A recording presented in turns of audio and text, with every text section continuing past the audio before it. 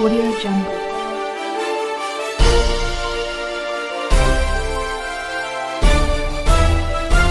Audio Jungle.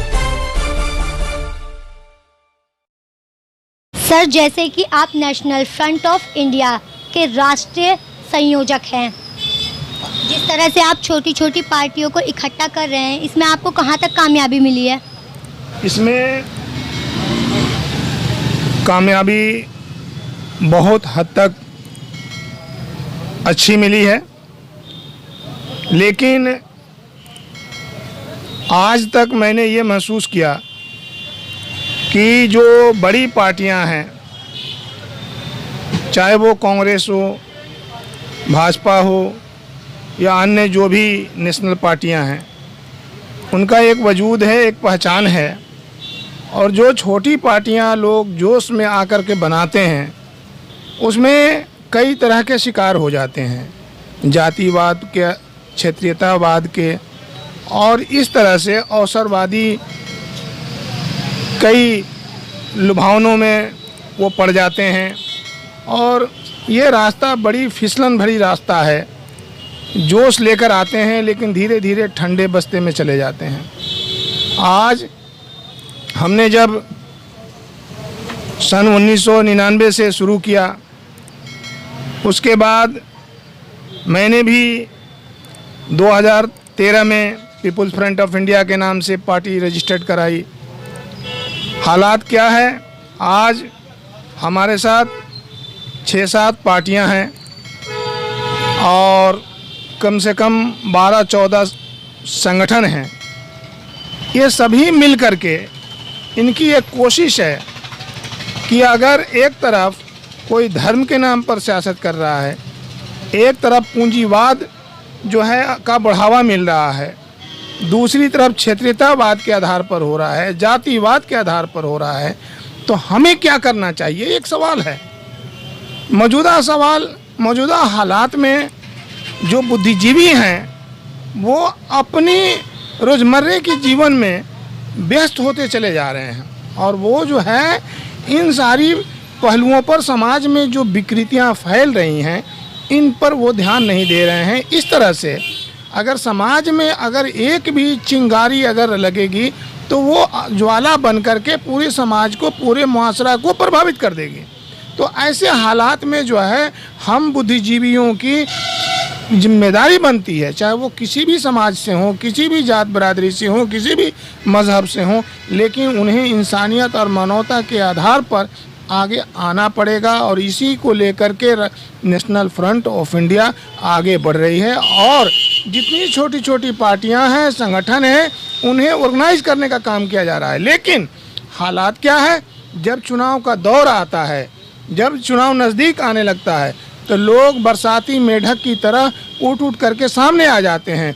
और हमने तो देखा, अभी मुरादाबाद में, लखनऊ में कई प्रयास चल रहे हैं, और 40-40, 45-45 पार्टियों की एक जो है संगठन बना करके महागठबंधन का नाम दे करके लोग काम कर रहे हैं। लेकिन हालात क्या है कि उनकी पैरों की तरह ज़मीन नहीं है, पब्लिक नहीं है, आवाम नहीं है। बैनर है, राष्ट्रीय अध्यक्ष हैं, 5 आदमी नहीं हैं, और उनके अंदर एक खोखला जोश है। और उस खोखले जोश के आधार पर वे चाहते हैं कि हम जो है आने वाले 2022 का चुनाव मजबूती से लड़ेंगे। लेकिन हालात क्या होगा, हमारे कहने का मतलब यह है कि कम ही शक्ति में हो, लेकिन केंद्रित किया जाए स्थानों को, और वहाँ से केंद्रित करके अपनी शक्ति को वहाँ लगाया जाए, और आवाम की जो मूलभूत समस्याएं हैं, उन मूलभूत समस्याओं को लेकर के हम लड़ने का काम करें। तभी जा कर के हम जो है इन छोटी छोटी जो पार्टियां या ऑर्गेनाइजेशन को एकत्र कर रहे हैं, तभी जा कर के हम कामयाब हो सकते हैं, और तभी जा कर के हम लोगों का भला भी कर सकते हैं। अन्यथा हमसे कुछ भी नहीं होगा। फिर ये टाई फिस होगा, फिर जोगी जी की सरकार बनेगी, फिर मोदी जी की सरकार बनेगी, और ये ना तो भाजपा को हटा पाएंगे, ना पूंजीवाद को ख़त्म कर पाएंगे।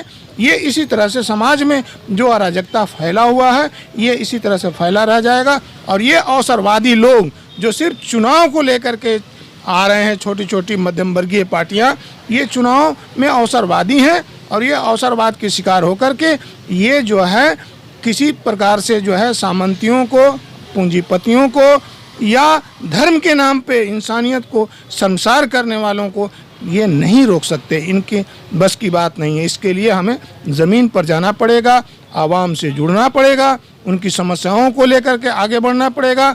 इसमें चाहे किसान हो, मजदूर हो, इन सब समस्याओं से जूझ रहे हैं। और आज बेरोजगारी इतनी चरम सीमा पर है कि समाज में बिल्कुल ही हम निचले स्तर पर आ गए हैं। Thank you. सर मेरा एक और सवाल है आपसे। सर जैसे कि मायावती जी ब्राह्मण सम्मेलन करा रही है, इससे समाज पर क्या असर पड़ेगा? क्या ब्राह्मण समाज के जो लोग हैं वो भाजपा की ओर अपना रुख करेंगे? ऐसा है कि अंधी नगरी चौपट राज। हालात क्या है, आज हमारे जो मुख्यमंत्री हैं, मैं उनकी शिकायत नहीं कर रहा हूं, लेकिन रूढ़िवादी विचारधारा से ग्रसित हैं और रूढ़िवादी जो व्यवस्था होता है उसके हिसाब से वो शासन जो संचालित हो रहा है उस पर भी इसका प्रभाव पड़ रहा है। और आज ये लोग जो एक तरफ जो है अखिलेश हैं, एक तरफ मायावती हैं, ये दोनों अब ये सोच रहे हैं कि अगर इनके पास यानी मुख्यमंत्री के पास यानी आदित्यनाथ जोगी का जन आधार क्या है, तो वो जन आधार ये देख रहे हैं कि इनके आधार जो हैं वो ठाकुर हैं, ब्राह्मण हैं, कायस्थ हैं और जो है वैश्य हैं। तो ऐसी स्थिति में उनकी जन आधार को खींचने के लिए, आकर्षित करने के लिए एक तरफ जो है मुख्यमंत्री की द्वारा किए गए जो भी कानूनी प्रक्रियाएं हैं और जो भी ब्राह्मण समाज के लोगों को प्रभावित किया है उसमें एक आक्रोश है। उस आक्रोश का ये भुनाना चाहते हैं और उसी को लेकर के एक तरफ अखिलेश भी ब्राह्मण समाज को प्रभावित करना चाहते हैं, एक तरफ मायावती भी करना चाहती हैं। तो ऐसी स्थिति में समाज में इससे जो संदेश जाता है वो सही नहीं जाता है। इससे समाज हमारी जो है विभक्त हो रही है जातियों के आधार पर। कोई जिस तरह से ब्राह्मण समाज का अगर हम कोई सम्मेलन करा रहे हैं तो उससे समाज का उद्धार नहीं हो रहा है, बल्कि वोट बैंक बनाया जा रहा है और वो लोगों को जो है भावनाओं में डाल करके उन्हें जो है भुनाने का काम किया जा रहा है। और इससे उस समाज की यानी ब्राह्मण समाज की जो क्रीमी लेयर है उसको फ़ायदा होगा। जो निचले तबके के लोग हैं उनका कतई इससे कोई फ़ायदा नहीं होने जाने को है, बल्कि उन्हें वोट बैंक बनाने की एक षड्यंत्र है। सर एक और सवाल, लास्ट सवाल है मेरा आपसे।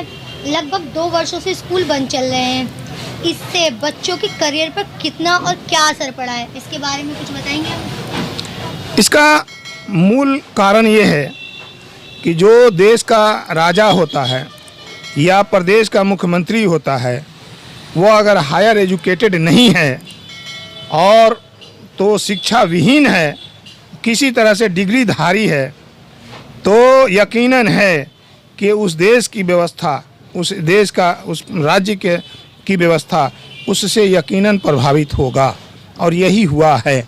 अभी कोरोना हमारे बीच जो महामारी बन करके आए, इस महामारी से यकीनन है कि लोग मरे या ना मरे, लेकिन लोगों की संख्या मरने की ज़्यादा से ज़्यादा दिखाया गया। लोग मरे और चाहे वो बीमारी जो भी हो उसका नाम कोरोना दिया गया और इससे एक ऐसा आतंक, एक ऐसा भय पैदा कर दिया गया लोगों के अंदर कि लोगों ने उसका कहने वाले को ही सही मान लिया।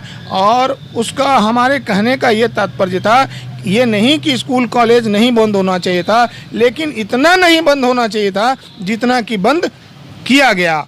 एक तत्कालिक तौर पर किया जाता और उससे रोग से एक तरफ स्ट्रगल करने के लिए हम प्लेटफॉर्म बनाते, तो दूसरी तरफ हमें जो है शिक्षा पर को भी ध्यान में रखना चाहिए था कि हमारी बच्चों का जो शिक्षा है ये प्रभावित ना हो। क्योंकि शिक्षा जो होता है वो शिक्षा जो है वो समाज की रीढ़ की हड्डी है और अगर जिस तरह से आदमी की रीढ़ की हड्डी टूट जाए तो वो खड़ा नहीं हो पाएगा, तो उसी तरह से समाज की अगर रीढ़ की हड्डी ही कमज़ोर हो जाए तो हम इस कोरोना की महामारी से तो उबर जाएंगे, लेकिन आने वाले दिनों में जो शिक्षा हमारी 2 साल से प्रभावित जो हुआ, ये हम काफ़ी पीछे चले गए। और आज देखिए कोरोना कम भी होने लगा, डाउन भी होने लगा, लेकिन फिर भी हम कहाँ हैं कि हमारे मुख्यमंत्री जरा भी इस पर ध्यान नहीं दे रहे हैं। अभी भी बंद है, स्कूल बंद है, अभी भी पूंजीवाद को बढ़ावा दिया जा रहा है। जो बच्चे पूंजीपतियों के हैं, जो हायर मध्यम वर्गीयों के बच्चे हैं, उनका शिक्षा प्रभावित नहीं है। वो तो पूछा भी जा रहा है, कहा भी जा रहा है, तो लोग ये सरकार की तरफ से ये जवाब आ रहा है कि ऑनलाइन शिक्षा भी तो हो रही है। बिल्कुल। तो उसका क्या वो है? वो ऑनलाइन की बात करते हैं कि ऑनलाइन पढ़ाई हो रही है, लेकिन उनसे ये पूछा जाए कि जो मजदूर का बच्चा है, जो किसान का बच्चा है, जो दुकानदार का बच्चा है, तो इन जो रेहड़ी पटरी वालों का बच्चा है, क्या ये ऑनलाइन पढ़ रहे हैं? नहीं पढ़ रहे हैं, ये कतई नहीं पढ़ रहे हैं। ये तो एक विडंबना है, एक लोगों को जो है धोखा दिया जा रहा है शिक्षा के नाम पर।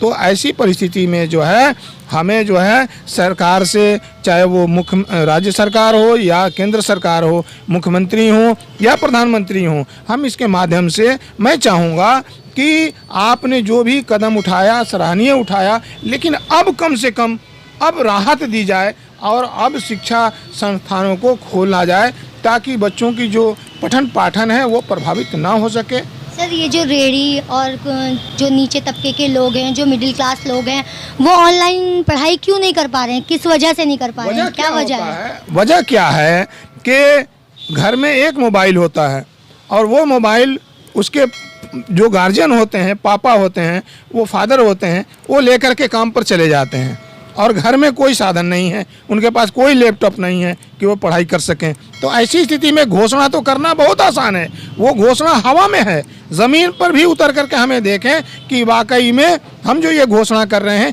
ये घोषणा कहाँ तक लागू होगा और कहाँ तक सफल होगा। ये सफल नहीं हुआ, ये इसमें फेलियर हुआ है। इसमें सिर्फ पूंजीपतियों के बच्चे पढ़े हैं, इसमें जो हायर लेवल मिडिल क्लास के जो लोग हैं उनके बच्चे पढ़ाई किए हैं। बाकी आज बहुत बद से बदतर हालत है गरीबों की, जिनके बच्चे नहीं पढ़ रहे हैं। शिक्षा काफ़ी बैक हुआ है। धन्यवाद। Thank you. न्यूज़+1 से मैं शगुफा परवीन, आज के लिए बस इतना।